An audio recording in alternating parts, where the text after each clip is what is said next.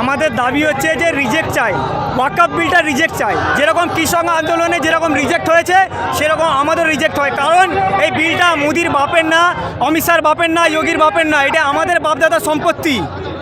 আমাদের সম্পত্তিতে আমাদের অধিকার, আমরা কোনো ওদের সম্পত্তিতে অধিকার জমাতে যাইনি।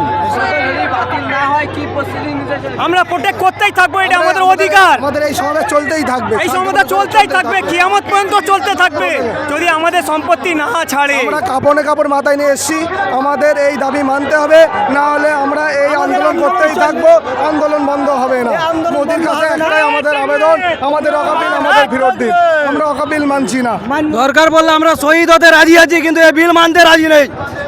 ওয়াকফ বিল বাতিল করো। নারে তাকবীর, নারে তাকবীর, মোদি দূরে দাও। অবশ্যই অবশ্যই জান দিতে রাজি আজকেন। আমাদের বাপ দাদা জন্ম দিয়ে সব আমাদের বাবা দাদার সম্পত্তি। আমরা চাই না যে দেশে দাঙ্গা ফাসাদ হোক। এই দাঙ্গা ফাসাদ মোদি, অমিত শাহ, যোগী এরাই করাচ্ছে।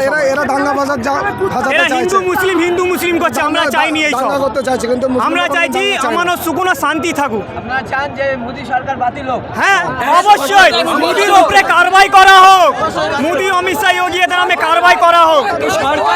আমাদের মসজিদ, মাদ্রাসা, কবরস্থান আমার বাপ খেলে মোদি বাতিল হোক, মোদি বাতিল হোক। আমার বাপের সম্পত্তি।